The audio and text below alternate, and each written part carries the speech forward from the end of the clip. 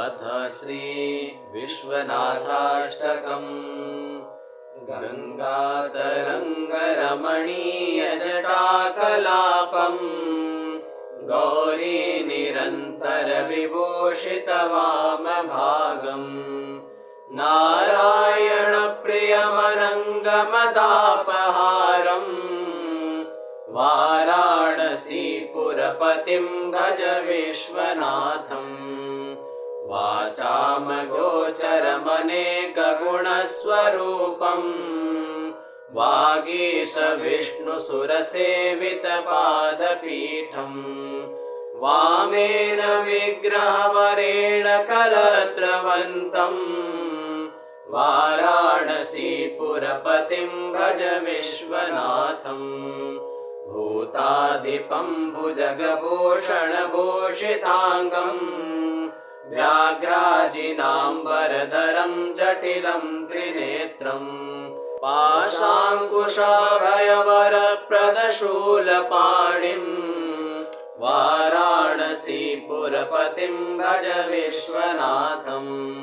शीतांशुशोभितकिरीटविराजमानम् भालेक्षणानलविशोषितपञ्चबाणम् नागाधिपारजितभासुरकर्णपूरम्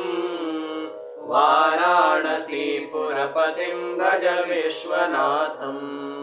पञ्चाननं दुरितमत्तमतङ्गजानां नागान्तकं धनुजपुङ्गवपन्नगानां दावानलं मरणशोकजराटवीनां वाराणसीपुरपतिं भज विश्वनाथम्। तेजोमयं सगुणनिर्गुणमद्वितीयम् आनन्दकन्दमपराजितमप्रमेयम् नागात्मकं सकलनिष्कलमात्मरूपम् वाराणसीपुरपतिं भज विश्वनाथम्। रागादिदोषरहितं स्वजनानुरागम् वैराग्यशान्तिनिलयं गिरिजासहायम् माधुर्यधैर्यसुभगं गरलाभिरामम् वाराणसीपुरपतिं भज विश्वनाथम्। आशां विहाय परिहृत्य परस्य निन्दां पापे रतिं च सुनिवार्य मनः समाधौ आदाय हित्कमलमद्य गतं परेशम् वाराणसीपुरपतिं भज विश्वनाथम्। वाराणसीपुरपते स्तवनं शिवस्य व्याख्यातमष्टकमिदं पठते मनुष्यः विद्याश्रियं विपुलसौख्यमनन्तकीर्तिम् सम्प्राप्य देहविलये लभते च मोक्षम् सम्प्राप्य देहविलये लभते च मोक्षम्। गंगातरंगरमणीयजटाकलापम् गौरी निरन्तरविभूषितवामभागम् नारायणप्रियमनङ्गमदापहारम् वाराणसीपुरपतिं भज विश्वनाथम्।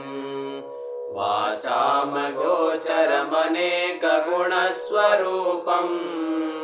वागीशविष्णुसुरसेवितपादपीठम् वामेन विग्रहवरेण कलत्रवन्तम् वाराणसीपुरपतिं भज विश्वनाथम्। भूताधिपं भुजगभूषणभूषिताङ्गम् व्याघ्राजिनाम्बरधरं जटिलं त्रिनेत्रम् पाशाङ्कुशाभयवरप्रदशूलपाणिम् वाराणसीपुरपतिं भज विश्वनाथम्। शीतांशुशोभितकिरीटविराजमानम् भालेक्षणानलविशोषितपञ्चबाणम् नागाधिपारजितभासुरकर्णपूरम् वाराणसीपुरपतिं भज विश्वनाथम् पञ्चाननं दुरितमत्तमतङ्गजानां नागान्तकं धनुजपुङ्गवपन्नगानां दावानलं मरणशोकजराटवीनां वाराणसीपुरपतिं भज विश्वनाथम् तेजोमयं सगुणनिर्गुणमद्वितीयम् आनन्दकन्दमपराजितमप्रमेयम् नागात्मकं सकलनिष्कलमात्मरूपम् वाराणसीपुरपतिं भज विश्वनाथम् रागादिदोषरहितं स्वजनानुरागम् वैराग्यशान्तिनिलयं गिरिजासहायम् माधुर्यधैर्यसुभगं गरलाभिरामम् वाराणसीपुरपतिं भज विश्वनाथम् आशां विहाय परिहृत्य परस्य निन्दां पापे रतिं च सुनिवार्य मनः समाधौ आदाय हित्कमलमद्य गतं परेशम् वाराणसीपुरपतिं भज विश्वनाथम् वाराणसीपुरपते स्तवनं शिवस्य व्याख्यातमष्टकमिदं पठते मनुष्यः विद्याश्रियं विपुलसौख्यमनन्तकीर्तिम् सम्प्राप्य देहविलये लभते च मोक्षम् सम्प्राप्य देहविलये लभते च मोक्षम् गङ्गातरङ्गरमणीयजटाकलापम् गौरी निरन्तरविभूषितवामभागम् नारायणप्रियमनङ्गमदापहारम् वाराणसीपुरपतिं भज विश्वनाथम् वाचामगोचरमनेकगुणस्वरूपम् वागीशविष्णुसुरसेवितपादपीठम् वामेन विग्रहवरेण कलत्रवन्तम् वाराणसीपुरपतिं भज विश्वनाथम् भूताधिपं भुजगभूषणभूषिताङ्गम् व्याघ्राजिनाम्बरधरं जटिलं त्रिनेत्रम् पाशाङ्कुशाभयवरप्रदशूलपाणिम् वाराणसीपुरपतिं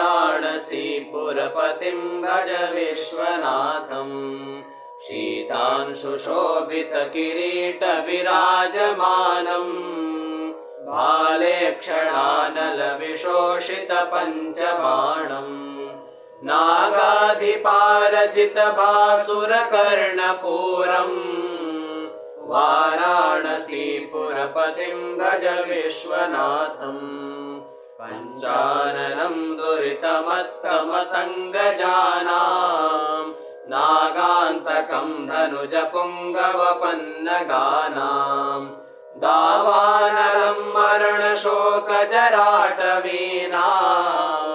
वाराणसीपुरपतिं भज विश्वनाथम् तेजोमयं सगुणनिर्गुणमद्वितीयम् आनन्दकन्दमपराजितमप्रमेयम्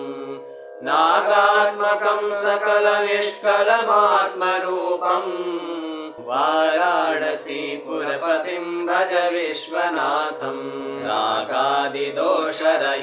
स्वजनानुरागम् वैराग्यशान्तिनिलयं गिरिजासहायम् माधुर्यधैर्यसुभगं गरलाभिरामम् वाराणसीपुरपतिं भज विश्वनाथम् आशां विहाय परिहृत्य परस्य निन्दां पापे रतिं च सुनिवार्य मनः समाधौ आदाय हित्कमलमद्य गतं परेशम् वाराणसीपुरपतिं भज विश्वनाथम् वाराणसीपुरपते स्तवनं शिवस्य व्याख्यातमष्टकमिदं पठते मनुष्यः विद्याश्रियं विपुलसौख्यमनन्तकीर्तिम् सम्प्राप्य देहविलये लभते च मोक्षम् सम्प्राप्य देहविलये लभते च मोक्षम् गङ्गातरङ्गरमणीयजटाकलापम् गौरी निरन्तरविभूषितवामभागम् नारायणप्रियमनङ्गमदापहारम् वाराणसीपुरपतिं भज विश्वनाथम् वाचामगोचरमनेकगुणस्वरूपम् वागीश विष्णुसुरसेवितपादपीठम् वामेन विग्रहवरेण कलत्रवन्तम् वाराणसीपुरपतिं भज विश्वनाथम् भूताधिपं भुजगभूषणभूषिताङ्गम् व्याघ्राजिनाम्बरधरं जटिलं त्रिनेत्रम् पाशाङ्कुशाभयवरप्रदशूलपाणिम् वाराणसीपुरपतिं भज विश्वनाथम् शीतांशुशोभितकिरीटविराजमानम् भाले क्षणानलविशोषितपञ्चबाणम् नागाधिपारजितभासुरकर्णपूरम् वाराणसीपुरपतिं भज विश्वनाथम् पञ्चाननं दुरितमत्तमतङ्गजानाम् नागान्तकं धनुजपुङ्गवपन्नगानाम् दावानलं मरणशोकजराटवीनाम् वाराणसीपुरपतिं भज विश्वनाथम् तेजोमयं सगुणनिर्गुणमद्वितीयम् आनन्दकन्दमपराजितमप्रमेयम् नागात्मकं सकलनिष्कलमात्मरूपम् वाराणसीपुरपतिं भज विश्वनाथम् रागादिदोषरहितं स्वजनानुरागम् वैराग्यशान्तिनिलयं गिरिजासहायम् माधुर्यधैर्यसुभगं गरलाभिरामम् वाराणसीपुरपतिं भज विश्वनाथम् आशां विहाय परिहृत्य परस्य निन्दां पापे रतिं च सुनिवार्य मनः समाधौ आदाय हित्कमलमद्य गतं परेशम् वाराणसीपुरपतिं भज विश्वनाथम् वाराणसीपुरपते स्तवनं शिवस्य व्याख्यातमष्टकमिदं पठते मनुष्यः विद्याश्रियं विपुलसौख्यमनन्तकीर्तिम् सम्प्राप्य देहविलये लभते च मोक्षम् सम्प्राप्य देहविलये लभते च मोक्षम् गङ्गातरङ्गरमणीयजटाकलापम् गौरी निरन्तरविभूषितवामभागम्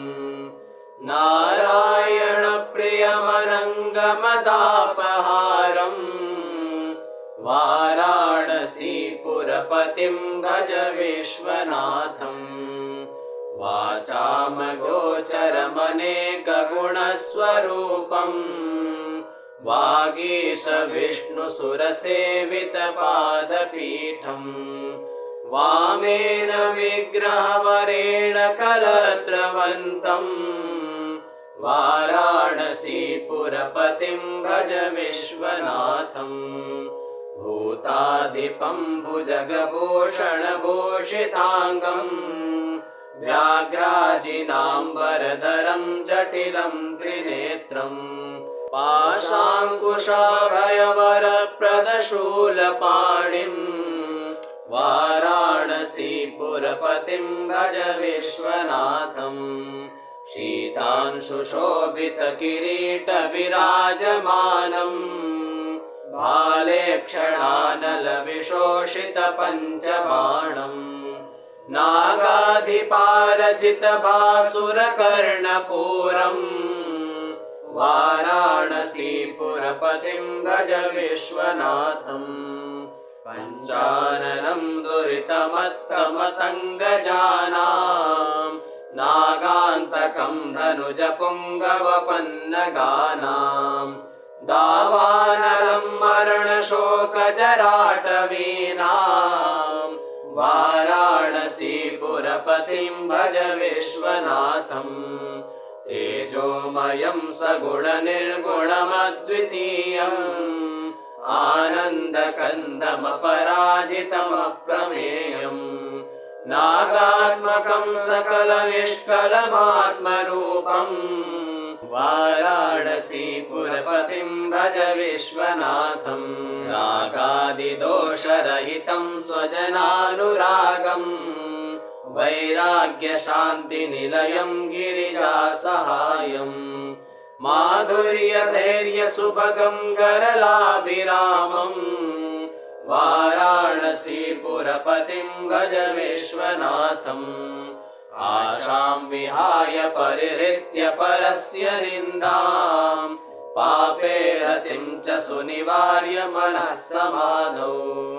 आदाय हित्कमलमद्य गतं परेशम् वाराणसीपुरपतिं भज विश्वनाथम् वाराणसीपुरपते स्तवनं शिवस्य व्याख्यातमष्टकमिदं पठते मनुष्यः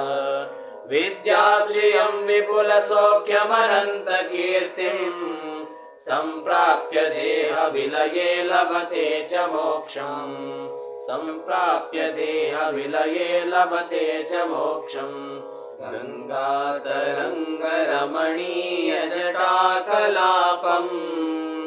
गौरी निरन्तरविभूषितवामभागम्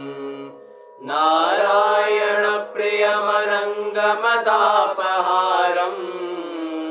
वाराणसीपुरपतिं भज विश्वनाथम्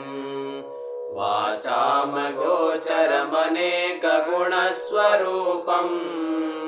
वागीशविष्णुसुरसेवितपादपीठम् वामेन विग्रहवरेण कलत्रवन्तम् वाराणसीपुरपतिं भज विश्वनाथम् भूताधिपं भुजगभूषणभूषिताङ्गम् व्याघ्राजिनाम्बरधरं जटिलं त्रिनेत्रम् पाशाङ्कुशाभयवरप्रदशूलपाणिम् वाराणसीपुरपतिं भज विश्वनाथम् शीतांशुशोभितकिरीटविराजमानम् भाले क्षणानलविशोषितपञ्चबाणम् नागाधिपारजितभासुरकर्णपूरम् वाराणसीपुरपतिं भज विश्वनाथम् पञ्चाननं दुरितमत्तमतङ्गजानां नागान्तकं धनुजपुङ्गवपन्नगानां दावानलं मरणशोकजराटवीनां वाराणसीपुरपतिं भज विश्वनाथम् तेजोमयं सगुणनिर्गुणमद्वितीयम् आनन्दकन्दमपराजितमप्रमेयम् नागात्मकं सकलनिष्कलमात्मरूपम्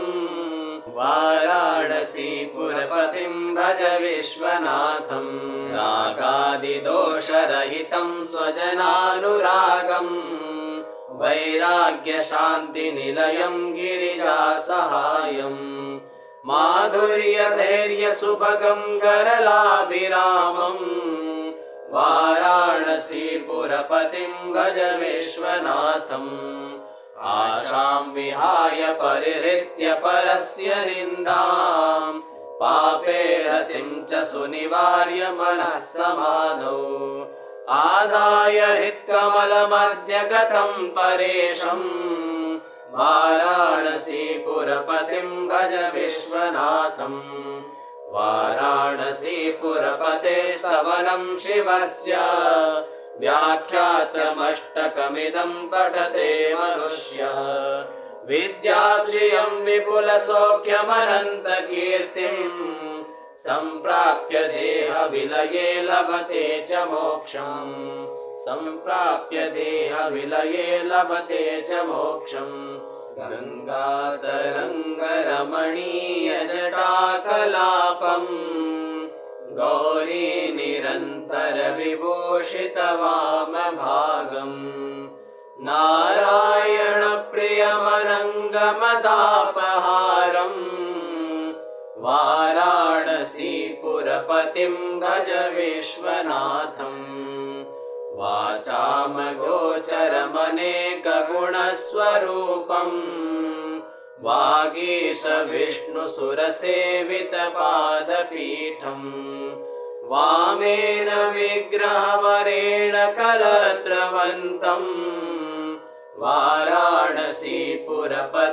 भज विश्वनाथम् भूताधिपं भुजगभूषणभूषिताङ्गम्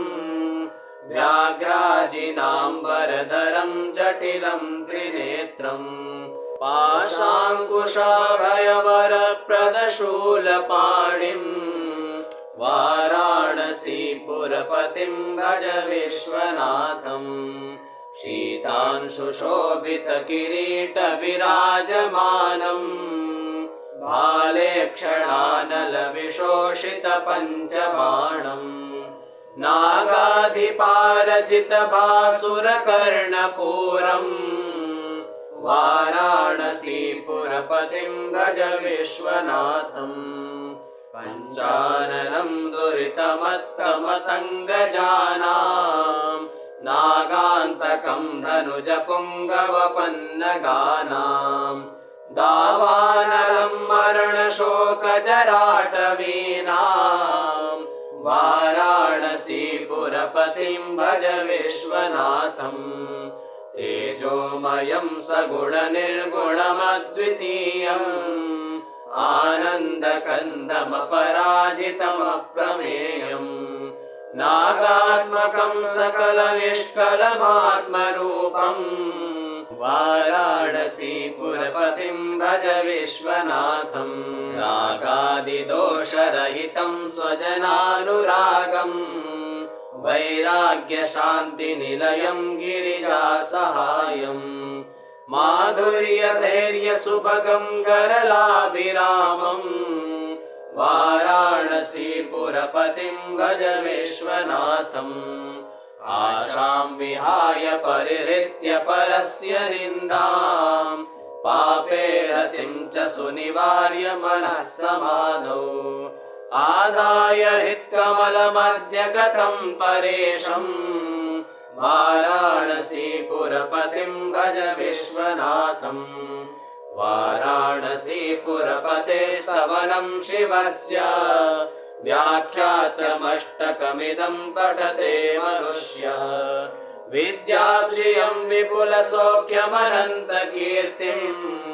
सम्प्राप्य देहविलये लभते च मोक्षम् सम्प्राप्य देहविलये लभते च मोक्षम् विश्वनाथाष्टकमिदं यः पठेत् शिवसन्निधौ शिवलोकमवाप्नोति शिवेन सह मोदते शिवेन सह मोदते